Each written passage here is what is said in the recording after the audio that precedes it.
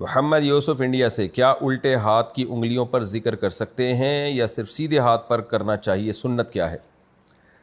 دیکھیں، سنت طریقہ جو ہے نا گنتی گننے کا، وہ یہ نہیں ہے جو ہمارے ہاں رائج ہے. ہم ایسے کرتے ہیں سبحان اللہ سبحان اللہ سبحان اللہ 33 دفعہ یہاں پھر 33 دفعہ الٹے ہاتھ پہ. جائز یہ بھی ہے، کوئی گناہ کی بات نہیں ہے.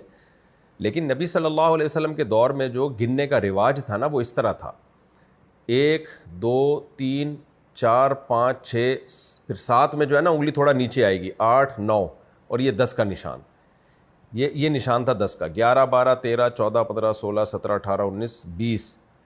پھر اسی طرح 1 2 3 4 5 6 7 8 9 10، یہ 30 ہو گیا. اس طرح مجھے آتی ہے یہ 100 تک گنتی، تو ہم نے اپنے شیخ حضرت مفتی رشید احمد صاحب سے سیکھی تھی. تو نبی صلی اللہ علیہ وسلم کے گننے کا یہ طریقہ ہوتا تھا: عقد الانامل، انگلیوں کو اس طرح سے آپ، تو وہ سیدھے ہاتھ پہ ہی پوری 1000 تک کی گنتی ہو جاتی ہے بڑے آرام سے. تو میں نے 100 تک یاد کی ہوئی تھی طلب علمی کے دور میں، تو اس لیے میں تسبیح اسی طرح پڑھ رہا ہوتا ہوں، اس طرح انگلیوں پہ نا 100 تک. لیکن یہ سیکھنی پڑتی ہے، تو جن کو آتی ہے وہ سکھا سکتے ہیں، اور کتابیں بھی لکھی ہوئی ہیں اس پہ، وہ کتاب پڑھ کے آپ سیکھ سکتے ہیں. تو نبی صلی اللہ علیہ وسلم تسبیح ہاتھ پہ ہی پوری اسی طرح سے سیدھے ہاتھ پہ ہی پڑھا کرتے تھے. الٹا ہاتھ جو ہے وہ ناپاکی کو صاف کرنے کے لیے، اس طرح کے کاموں کے لیے. لیکن اب لوگوں کو یہ والی طریقہ آتا نہیں ہے، عقد انامل یعنی انملا پہ جو ہے وہ گنتی گننے کا طریقہ اب لوگوں کو آتا نہیں ہے، یہ چیز ختم ہو گئی ہے. تو اب آسانی کے لیے پھر یہ کرتے ہیں 33 دفعہ سیدھے ہاتھ پہ، 33 دفعہ الٹے ہاتھ پہ، تاکہ 99 دفعہ یہ عمل ہو جائے، پھر ایک دفعہ ویسے ہی تو 100 دفعہ ہو جائے گا. تو اب لوگوں نے اپنی آسانی کے لیے یہ رکھا ہوا ہے.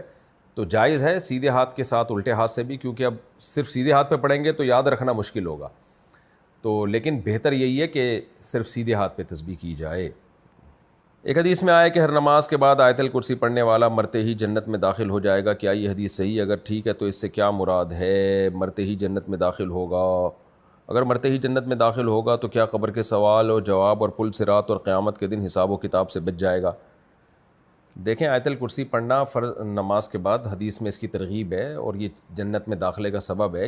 یہ سب فضیلتیں جن اعمال پر ہوتی ہیں ان کا مقصد یہ نہیں ہوتا کہ اب وہ سارے اگلے پچھلے گناہ اس کے معاف ہیں، اس سے کوئی حساب و کتاب ہی نہیں ہوگا. تو اس طرح کے جتنے بھی فضائل احادیث میں آتے ہیں کسی بھی دعا پر، کوئی بھی عمل پر، تو اس سے صغیرہ گناہ مراد ہوتے ہیں کہ صغیرہ گناہ معاف ہو جائیں گے. تو کبائر کے بارے میں اصول اور ضابطہ یہی ہے کہ وہ بغیر توبہ کے معاف نہیں ہوتے، اور اگر توبہ کیے بغیر آپ چلے گئے تو حساب و کتاب ہوگا اور ان کا حساب دینا پڑے گا. اصول اور ضابطہ یہی ہے.